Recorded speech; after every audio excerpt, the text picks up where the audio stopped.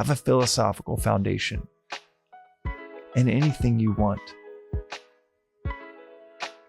anything that you want, you can have. Kapow, kapow. We are back with another daily reflection on the Daily Vedantic.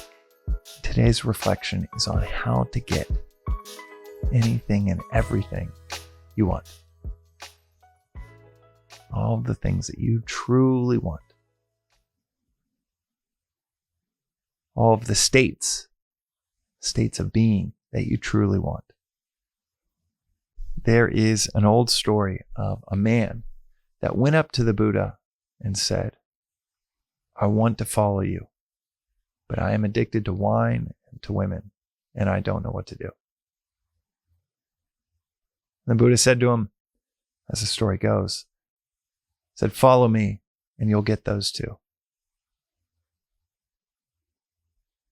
There's so much, it's almost like a Zen koan within that story to reflect on, in that the Buddha is saying, follow the philosophical path and you will get those.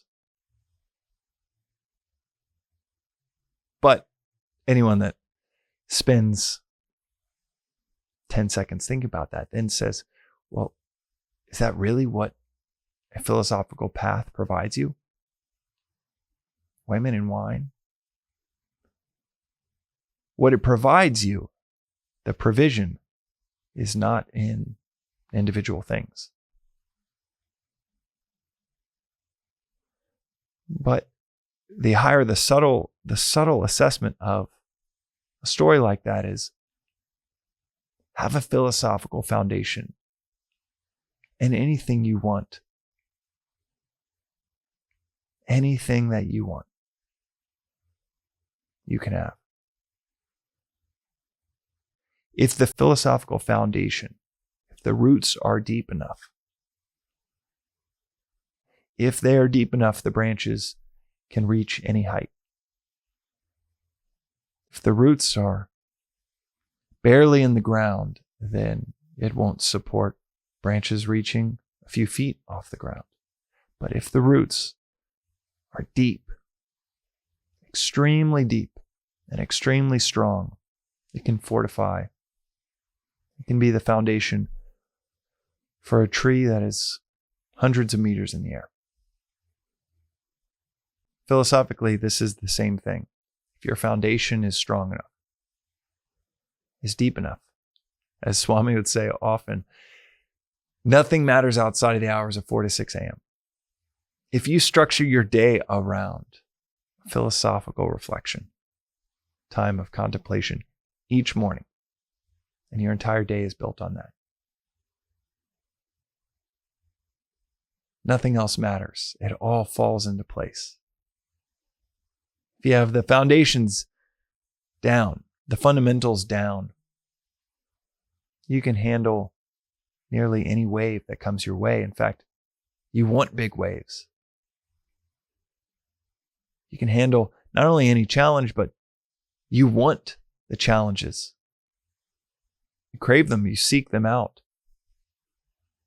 That is all from a philosophical foundation. The metaphor that is used often is that this is a manual for living, a manual for life, a life well lived. Just like a manual for an appliance can help you figure out how to use that appliance, how to realize, oh, these are the different modes of this washer or dryer. Oh, this is what it can do. I had no idea by just looking at the dials or smashing buttons, but this is actually how I could optimally use this appliance. Similarly, this philosophy is a manual for living and living well. You can, and I know I have, and so many of us tried just piecemealing it together on our own. Try to get around referencing or reading the manual out of impatience, just wanting to unbox, dispense with the manual, and jump into pressing buttons, trying things out, trial and error in our lives, in our careers, in our relationships. And if you're lucky like me, maybe it all blows up in your face. Maybe you are laying down on a stretcher in the ER with the heart being shocked back into rhythm, and a company is dwindling in a doom loop that would end up having to sell in a fire sale, disappointing everyone around the table. You feel like everything you're doing should be pressing the pedal forward and the car should be going forward, but everything you're doing just seems to put everything in reverse. And if you're lucky for those moments where you realize this trial and error stuff isn't working, this piecemealing it on my own isn't working, maybe there's something to these pointers that people keep calling timeless wisdom. Maybe there is value in this manual for living. As you give space to that, as you kick the tires, try it out. See if any of these principles actually just start to work. Independent of some third-party authority, independent of how many other people talk about them, you just try it out. Like the concept of detach you gain, attach you lose. When you're attached to something, when you're attached to someone, to some outcome, you're overly attached to it, obsessive, does that increase your odds of that outcome happening, that relationship working out? Or does it decrease those odds versus the lightness of detachment? Or a concept like surrender to a duty-bound existence and immediate peace follows. When we surrender to duty instead of chasing after desire, does chasing after desire, does that pursuit of selfish desire, does that produce agitation within us or peace? Or one afternoon, maybe you surrender to, all right, this person or these people need my help and I'm not going to get anything out of it, but all right, I'm going to carve out 2 hours to go help them. Which one produces more peace? It is an experiential science. Any manual is. Does the manual work? And if it does, it starts to build a model where, okay, let me read a little bit more. Let me reflect a little bit more. Let me apply it a little bit more. And does referencing a manual for life, for the art of living, does reference those reflections each morning? Does it compound? Does that initial effort, like the surfer with a few paddles, then able to jump on the wave and cruise for 200 yards? Does that initial effort, the beginning of the day, provide an effortless approach to the rest of the day? And if it does, then you start to realize maybe I should keep investing a little bit more time. Maybe instead of once or twice a week, maybe it should be daily. Instead of 7 a.m. or 8 a.m., maybe I'm going to try before the sun is up. I know that is hard for many people. But like everything else, it's a progression of just see if it works. See what happens in the course of your day. And as you dance around with these concepts or these practices early in the morning, as you try them out, as you come to your own conclusion of whether they work for you or not, you might find out that the right foundation can set you up for anything that you pursue.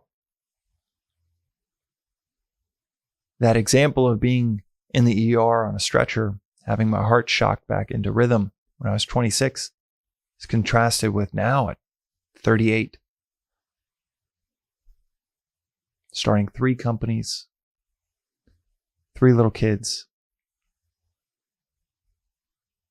200 startup investments, this amazing chance to talk about this philosophy on a podcast like this.